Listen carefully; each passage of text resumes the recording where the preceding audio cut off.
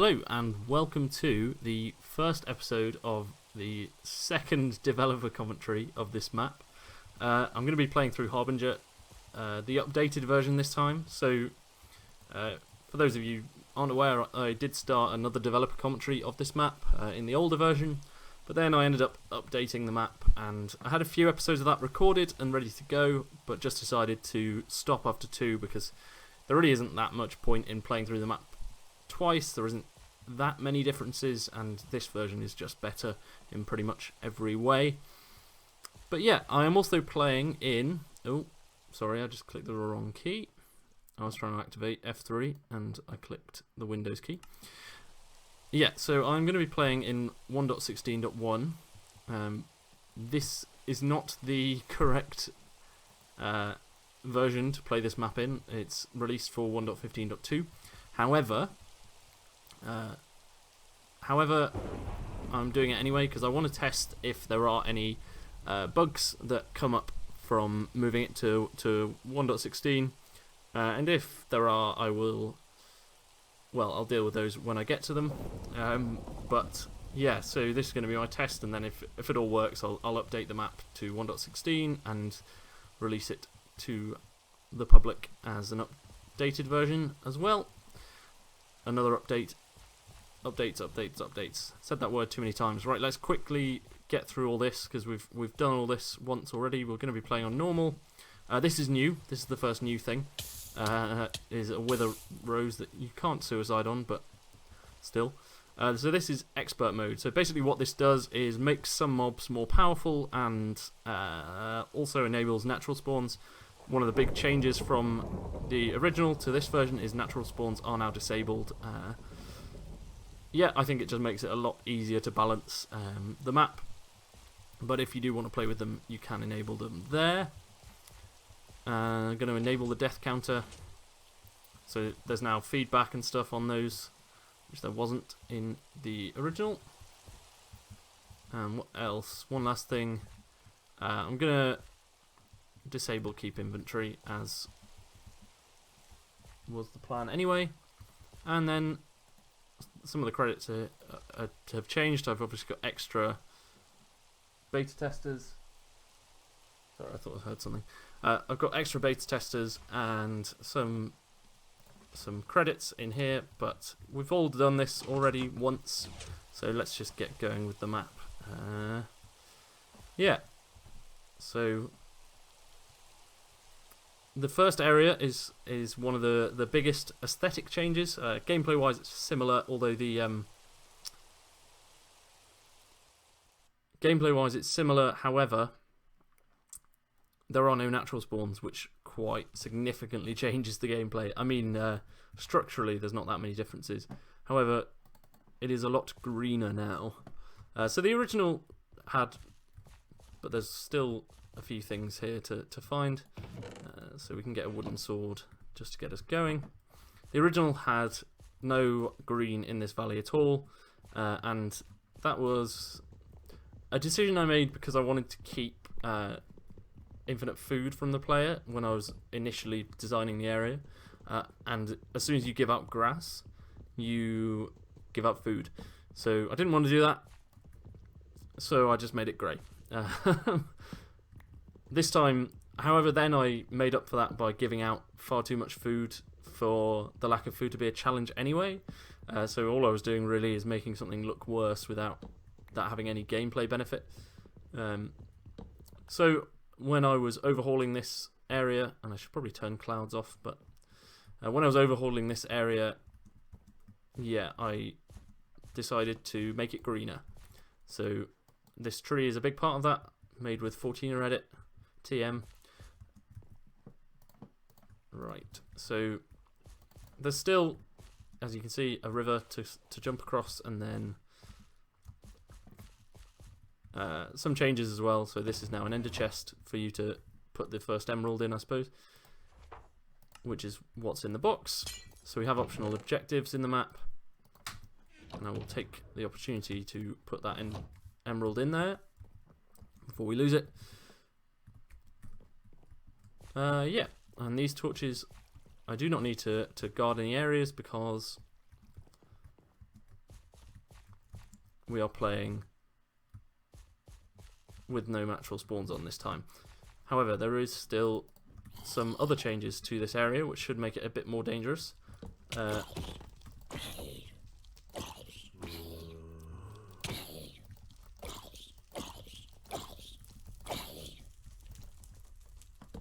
should probably put those there like that.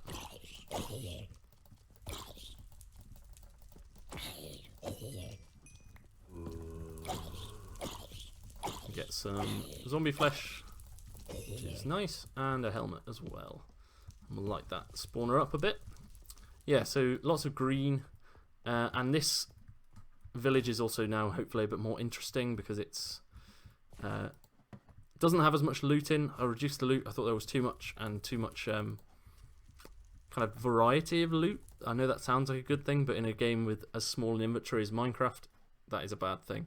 And it also just kind of made it a bit more interesting. So rather than just having these farms with lava in, it's now magma blocks. And there is no lava because the other big change is that, we'll just put that there. The other big change is stone. There is no longer any stone in this area. The cobblestone is actually double slabs. So yeah, lots, hopefully more of a challenge, slightly, only marginally. I mean, you still get stone tools and stuff, and there's still, so you know, you don't suffer too much, but yeah. Right, let's keep this wooden sword for now. I don't know. That used to be out here, so I moved it inside the house, and there's a few just smallish things, but as you can see, we haven't really been inundated with loot in this area yet. And unless you're pretty careful about exploring, you won't be. I think there is still something down here, though, yeah. So we can get our first golden apple. And the loot's been streamlined a lot, as I mentioned. No longer quite as many different types of loot, but hopefully still a decent array.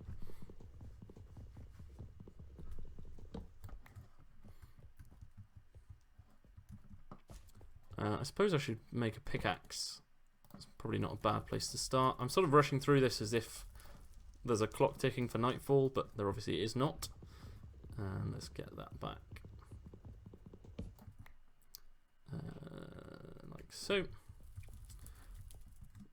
The daylight cycle is still on, but again, with no natural spawns, nighttime is significantly less threatening. However, there are still spawners hidden around the village that will only activate during nighttime, so it's probably worth at least getting rid of a couple of them. There we go.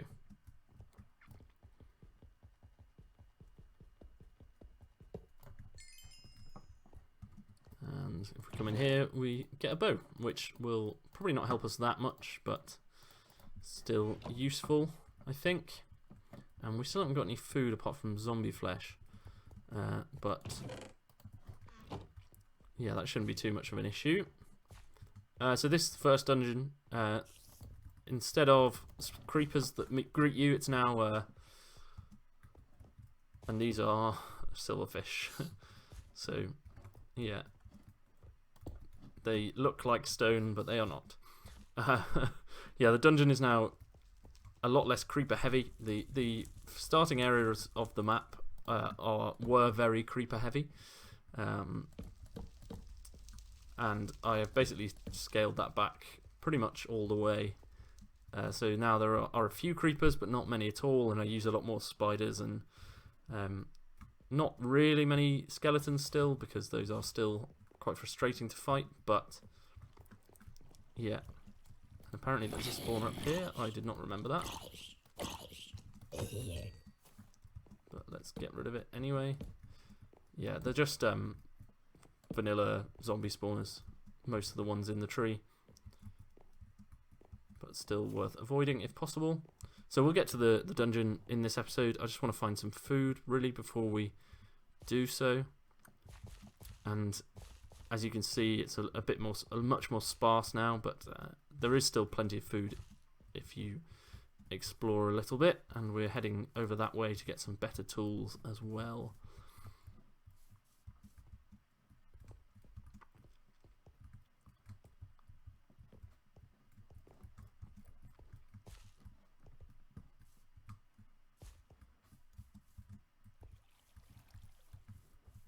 think there's some food in this. I've sort of made a I got rid of some of the vanilla trees and added in some more custom trees as well. So I think they really make a difference in making the area feel nicer to look at as well. I think that custom trees generally are just a lot better than vanilla trees for that.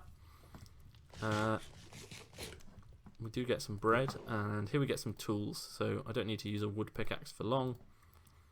And I guess we'll just switch to this. Don't need a hoe, but I'll take the shovel. And let's, I think, yeah, I probably should have left that one because it was actually lit, but we'll take some of this charcoal here as well, and then get some of this coal up here. And there's a decent amount of free wood as well, so we don't have to we don't have to chop any more of that, which is handy. Yeah, I really like this starting area now. I think it was fine before. I don't think it was great, but now I just think it looks really nice, and it sets a tone for an easier map, I think, which is what I was going for really by the end. Initially, I don't think I was aiming for a hard map, but I was not aiming for an easy one either, and now I think this is an easy-ish map that should be fine for someone new to play, really.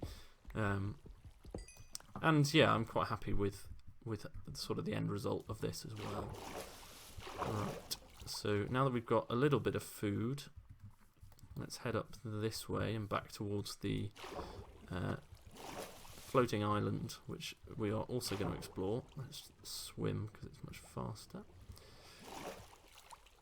And there is a witch.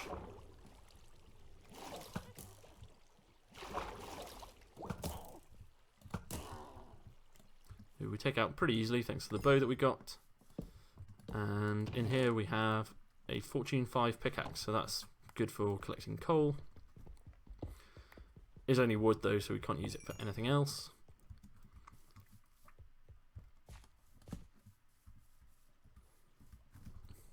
And let's climb up here. The thing I really like about vines is the fact you can climb them.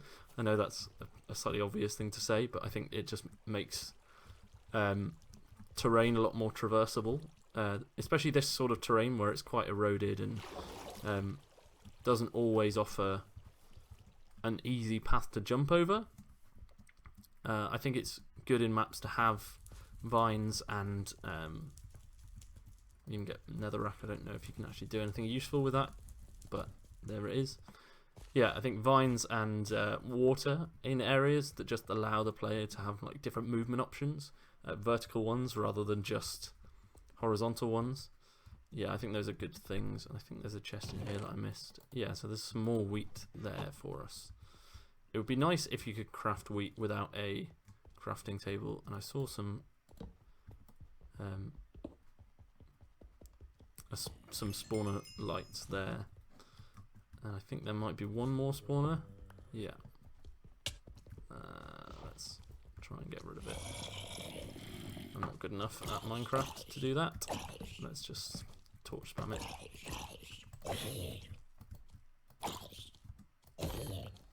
There we go.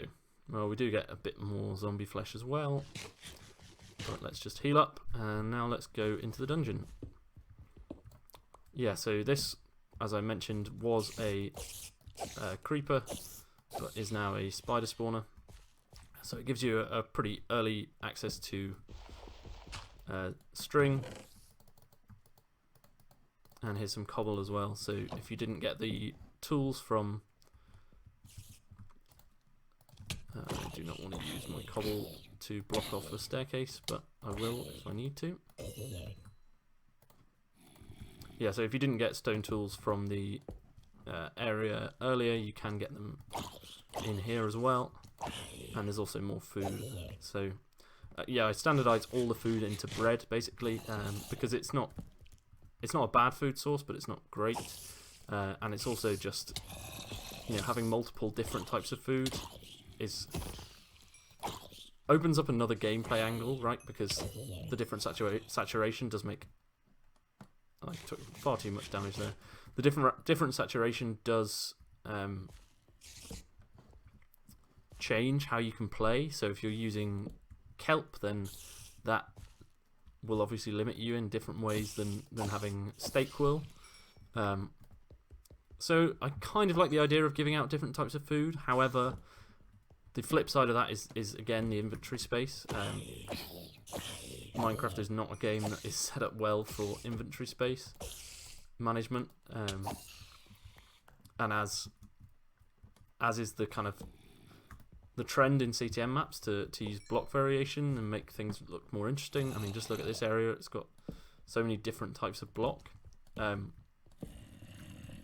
not saying that's a bad thing, but it does mean that, especially if you're using creepers, for instance, people's inventories just get full up really quickly. So down he goes, and I'm going to eat this and break this spawner. Seems to have a lot of flames in that one. I don't know why. Yeah, one creeper explosion, and that's 4 inventory slots gone immediately, pretty much. Just the way the game is, and something I would change, but sadly I'm not in charge of Minecraft. Although that's probably for the best of everyone else. A bit of a lag spike there. I have installed Fabric and Sodium, which is one of the reasons I'm using 1.16, but yeah, I'm still having a few issues. I mean, ultimately my computer is like an i3 processor and is not a very good computer at the best of times, and is, you know, not brand new anymore either. So some frame rate issues are perhaps inevitable, but if it gets any worse, I will turn down my render distance.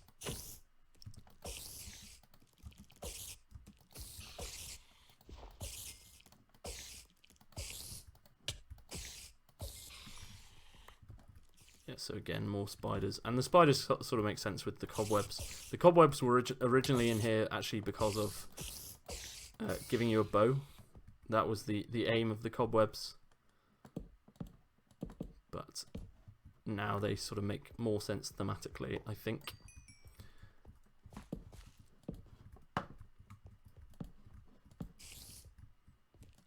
Right, let's.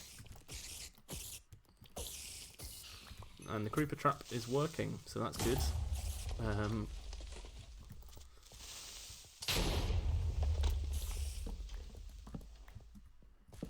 Let's just make sure that it gets disabled, and then we'll take our 3 blocks.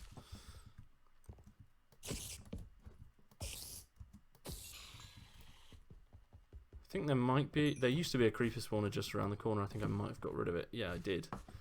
I was a coward and got rid of it. We'll take our iron sword though, and we'll use it because we'll get a better one fairly soon. And then let's just chuck all these junk blocks in here. That potion of healing's quite nice. Yeah, we'll just chuck everything in there, like so. And then take the shulker box.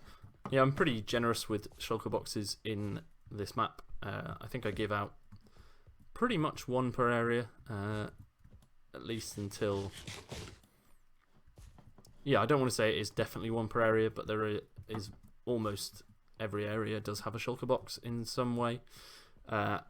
Just because of that, again, it's an inventory thing more than anything. I think people are sometimes surprised, but actually when you think about it, shulker boxes really don't change much gameplay wise, because whilst it increases the size of your inventory, that just increases your risk, and because I'm not that generous with teleporters in this map, I think it's important to have other systems to make life easier for the player, because I think teleporters have a place in CTMs, but personally I don't particularly like just being able to zip back and forth between like every single area in a centralized teleporter hub. I think the novelty of that, or the novelty of not having that, is definitely more so for... I think this is something that kind of people who play a lot of CTMs feel differently about this than people who play maybe one or two. I think generally, like, if you play, we'll take that lapis. Oh, I did not remember that those were there, and how did he find me anyway? Yeah, so if you play CTMs all the time and you're a big kind of CTM player, you probably don't want to spend your time travelling through the map. You don't want to spend your time using kind of walking places when you could use a teleporter. The spiders do have slowness, which is part of why they're quite easy to deal with. You don't, like, if you could just use a teleporter, you'd use a teleporter, right? But I think the way I kind of feel about it is that if you are playing, this map is the only CTM map you play, I think you probably feel differently about it. There's far too many of these spiders. I need to retreat. Yeah, if this is the only CTM map you play, then part of kind of being immersed in the world is doing that travelling around and moving things and setting up a base, and all of that sort of becomes irrelevant if you can just teleport everywhere. So I don't know, I mean, yeah, maybe that's an unpopular opinion, and I do think that fast travels are good. This map does have fast travel. I knew there was one more. I couldn't see where it was. This map does have fast travel. I'm not against it, but I think there's a balance to be done between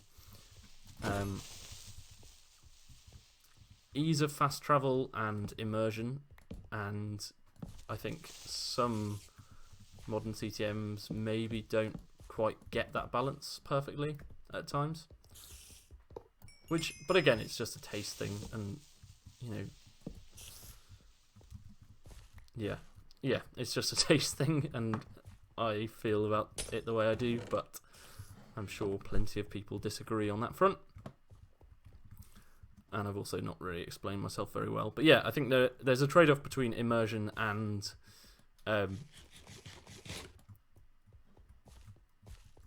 something else. Immersion and, like, oh yeah, there's a TNT trap here that I deliberately didn't trigger, but there is one.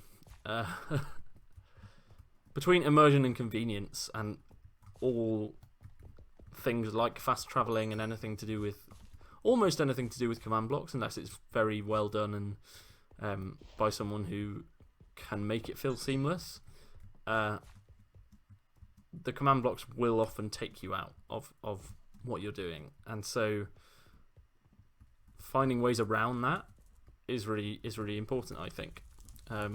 One thing that Horrify does quite well, I think, is or just render maps in general, actually, is seamless teleporters. I think those are quite cool, and unless you know what you're looking for, you won't notice them really, and it just allows him to use space in quite interesting ways in some of the puzzles in Horrify particularly, and making shortcuts back to previous areas which don't actually work like that, but because you've got seamless command blocks, it adds to the immersion by having those shortcuts, in my opinion.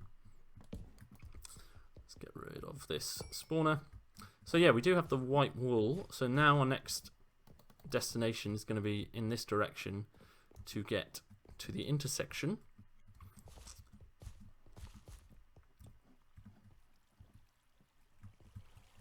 Which is in this big, dark, scary cave. Made much less dark and scary by the lack of natural spawns. Because, of course. So yeah, there are some things underwater for us to find. I think there may be an iron sword somewhere. But there are drowns to deal with as well, so it's not complete freebies. We get some free bread and a flint and steel. Perfect. And there's, I think, one more thing. If we come up here, yeah, another secret with a decent chunk of cobblestone and some swiftness potions. So yeah, I quite like small underwater areas like this. I could probably include some seagrass in future ones, but hey, that wouldn't have fit with the grey vibe. And those stone tools are actually quite handy. Right. So we've got a decent chunk of cobblestone. We have got the white wool. We are about to be attacked by creepers and some cave spiders at the top, but that's fine because we are, I was about to say, going to evade them. We did not evade them, but we can probably escape without too much trouble and just seal that off like so. So yeah, those nasty cave spiders can do one, but for now we also, I was about to say we found the first emerald. We did not. We also haven't found the monument, which there is now a monument in the starting area. So the floating island, which I didn't go up to, leads to a monument now. However, there's not too much point in me going to that, really. Although, yeah, I will go to it, but I'm going to go to it a longer way, I think. I'm going to organise my inventory a bit and then probably head into Sundance Resort, maybe? I don't know. I'll organise my inventory and then go from there. Okay, I have tidied up my inventory, which basically just means I've made everything else a mess. And now I'm just going to grab this shield. We don't really need it for most of the areas, but it's always good to have. And I'm just going to head straight back out, I think, and deal with anything that stands in my way. Hopefully we can get across this way and find that cave spider spawner, or light it up if possible. Okay, I'm just going to run because otherwise I might die, but hopefully cave spiders will no longer spawn there. And that is a skeleton. So skeletons and cave spiders. So it's maybe a little bit harsh on that, but it's not too hard. You can just run straight through, really. Right. So yeah, I'm going to go to the monument, I think, and show that off, and then that will be the end of this episode.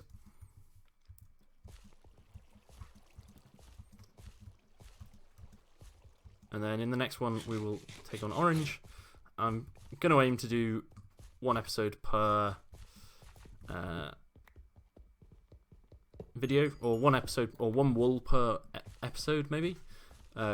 Which means the length of them will probably vary quite significantly, but that's fine. I'm not under no episodic requirements to deliver 30-minute videos exactly, or whatever length of time this ends up being. I think we're at 28 minutes now, so talking about better ways to traverse the environment. I mean, still not that good, but here we go. Yeah, so the final bit of this first area to explore really is this floating island and these pillars, which I don't think anything has changed really about these, but apart from the tree that they connect to.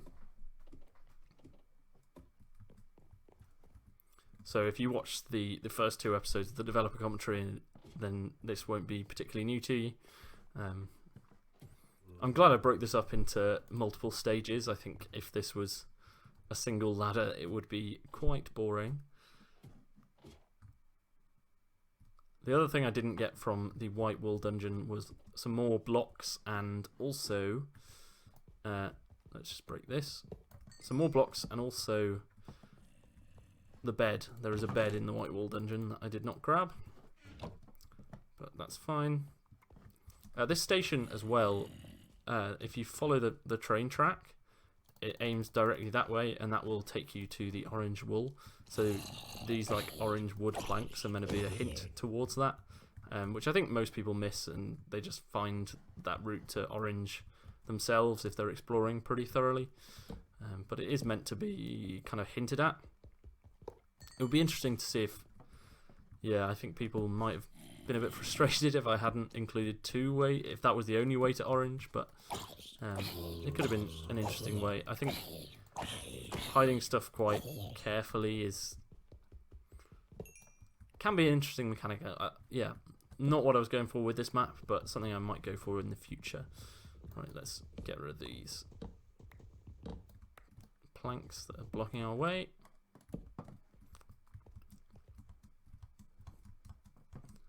And come up onto what used to be an enchanting table, and it is no more.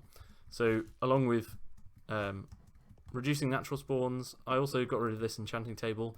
It's now in, I think, the 4th area that you get the enchanting table. So it's still pretty early on in the map, and at this stage you don't have, infinite stone.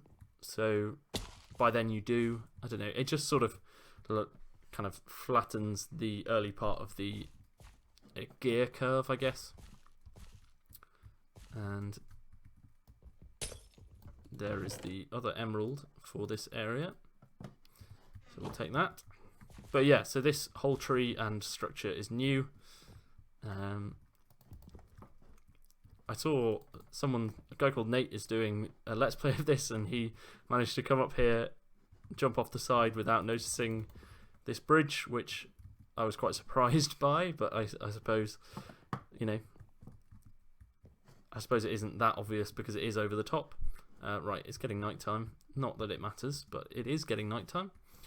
So yeah, this bridge, this leaf bridge that's sort of a bit too perfect, will bring you over here and to the monument, or the monument in there to be more specific. So let's put our emerald in there and jump in, I guess. So here we are. This is the monument for Harbinger.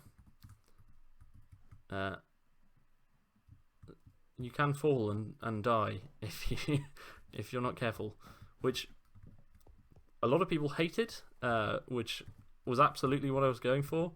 I wanted it to make you feel a bit uneasy whilst also being completely safe.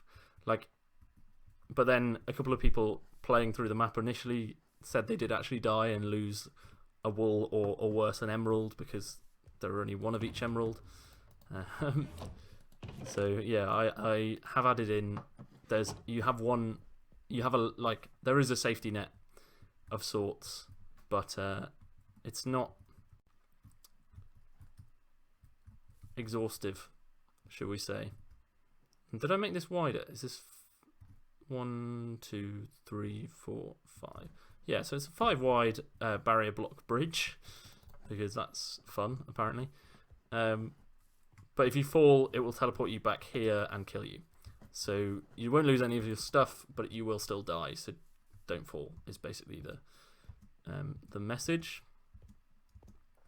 Is it still 5 wide? Yeah, I did it 5 wide all the way along. I don't know what people are complaining about, honestly. And yeah, so these islands don't have anything on. There's 4 of them, but they are just rotated the same island and rotated and recolored. Right, this white wool, let's place it down. I think there maybe isn't that much of a... No, that is the edge, so you've got to be a bit careful on these. And there we go. So now we should see the first beacon light up. Yeah, so a couple of them were broken in the original version. They now all work. All of the beacons light up, and you do get a message when that happens. So yeah, happy days. And then when we're ready to return, all we have to do is jump back in this portal, and we're back at the starting area, which is pretty much where we need to be, I suppose. And with no natural spawns, yeah, not dangerous at all, really.